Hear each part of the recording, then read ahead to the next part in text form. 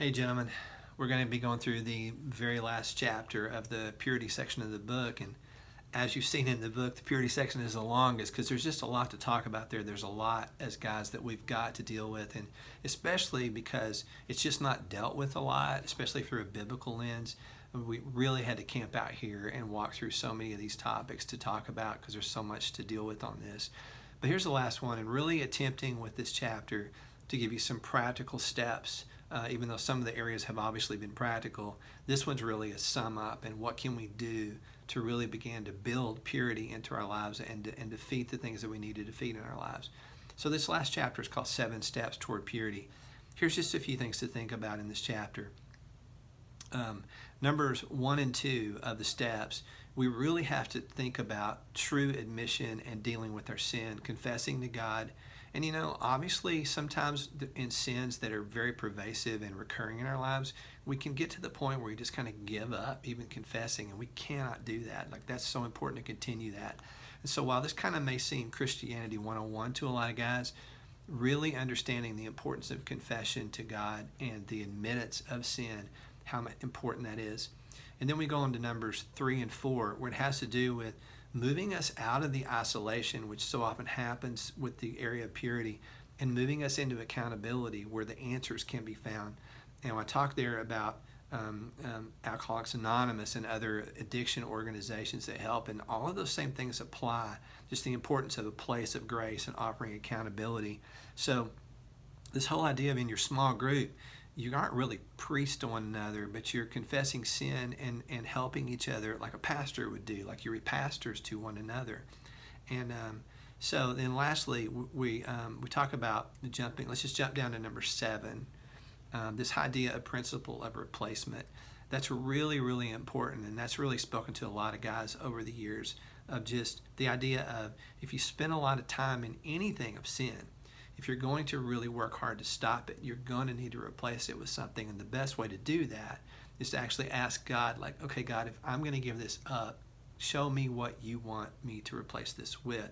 Earlier in the last chapter, we talked about trading that time for reading the Word of God. I actually know a lot of guys that have been successful with doing that in the area of purity. But it's the idea of principle replacement. Some guys decide I'm going to go work out every day, and it really helps them in a lot of ways with that. But that's a key answer to getting rid of some of these things of impurity in our life.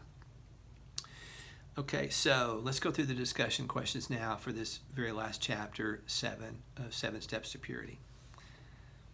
Question number 1, why is it sometimes tough to own up and admit to our sin?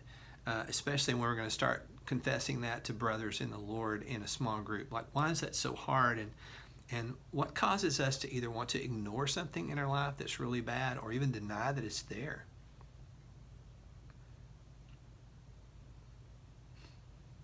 Question number 2. Talk about 1 John 1:9 and God's promises in that verse. What is He telling us He will do?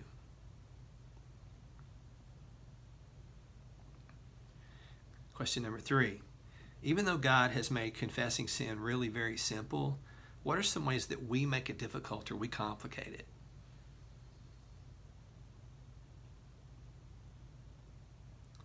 Question number 4. Why do you think men today in this particular culture tend to be so isolated? Why do we isolate ourselves so easily?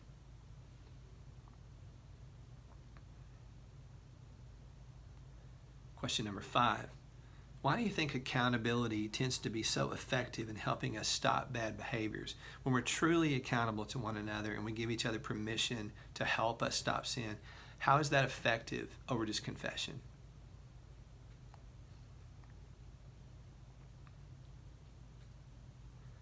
Question number 6. What are some practical ways in your group that you can regularly help one another develop principles as you deal with sin together?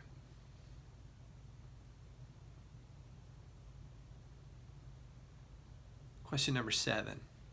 On page 85, is there one thing on that list that you know you really need to take a break from to help you?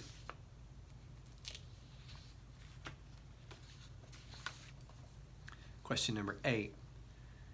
Talk about how you can work on the principle of replacement, and how can you fit that principle of replacement concept ongoing into your group as you help each other move toward health.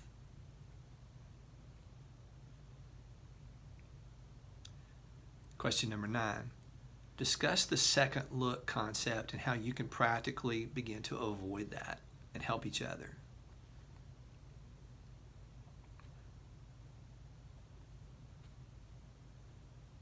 Final question, number 10. What are some practical ways that you've already helped each other move out of isolation into accountability in your group?